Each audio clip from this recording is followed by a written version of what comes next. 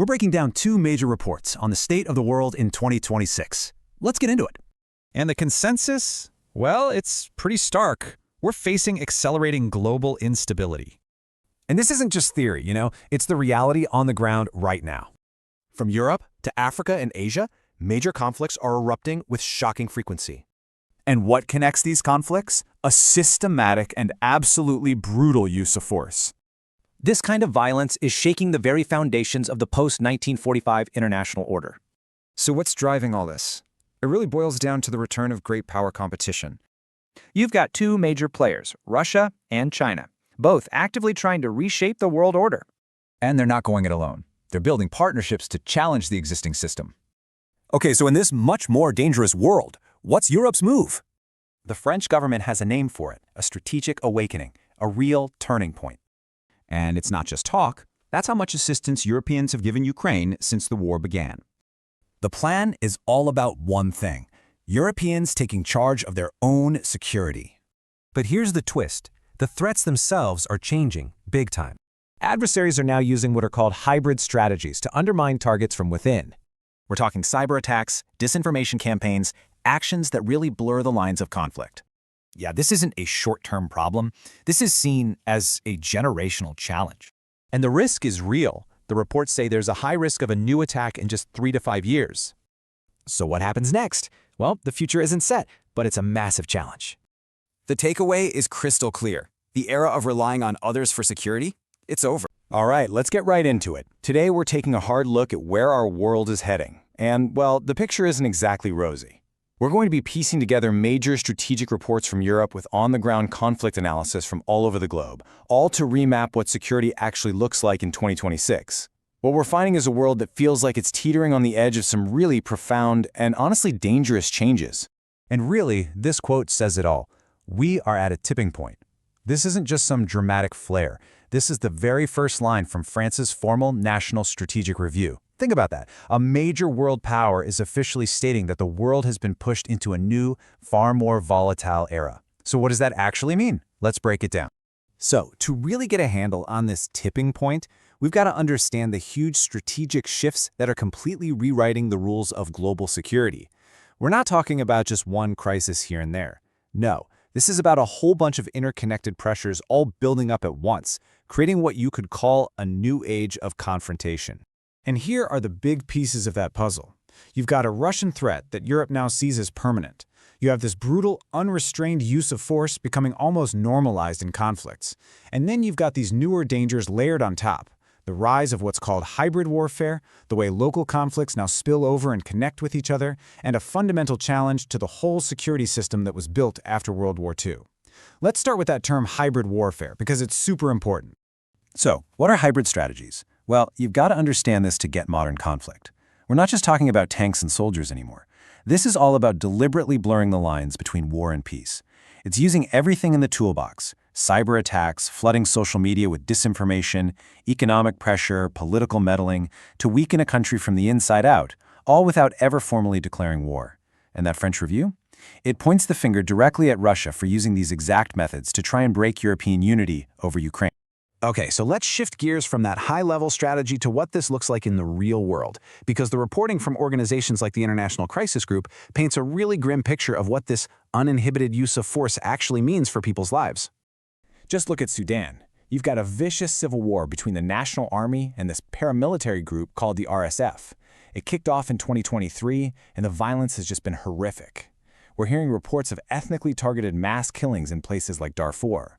Hundreds of thousands are dead, millions have lost their homes, and yet, as the crisis group notes, this devastating war just continues to burn, mostly out of the global spotlight.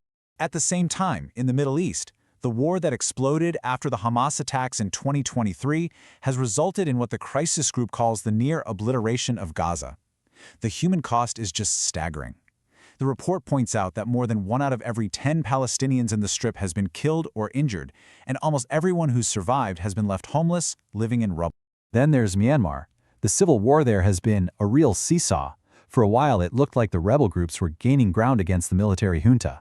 But now, the regime is back on top, and the key difference, according to analysts, was a strategic pivot from China.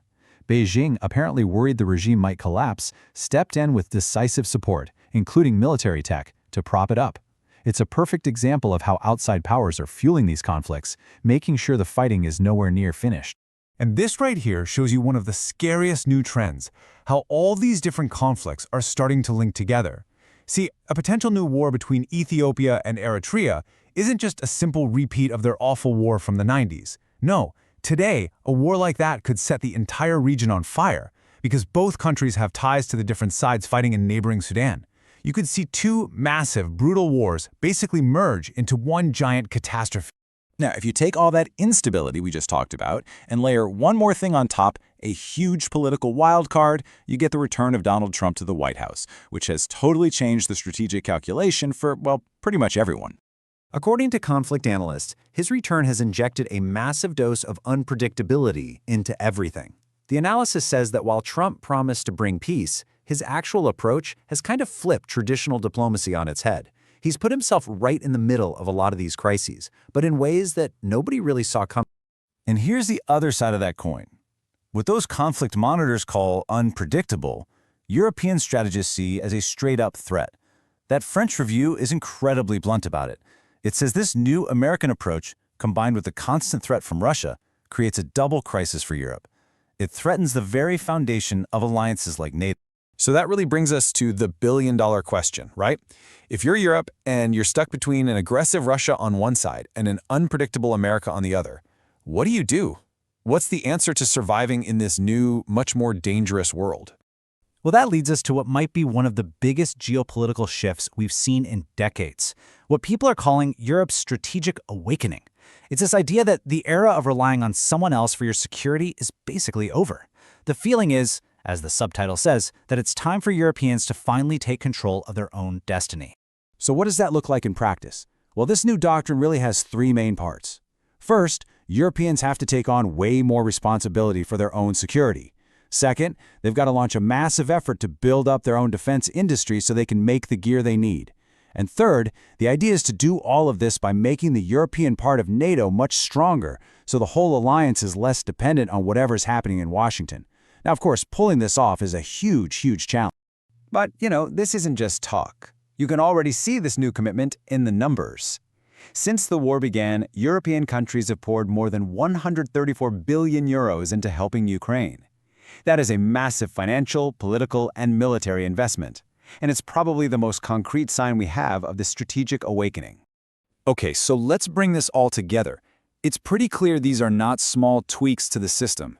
We are watching the world rearm and realign in real time, and it's all happening because the stakes are now seen as higher than they've ever been.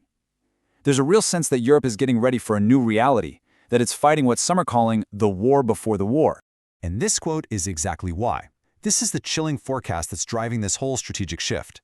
The formal assessment is that a Russian attack on another part of Europe, maybe even a NATO country, is a real, credible possibility in the next 3 to 5 years. That's the urgent ticking clock that is forcing this historic change. Which leaves us with one last, pretty sobering question to think about.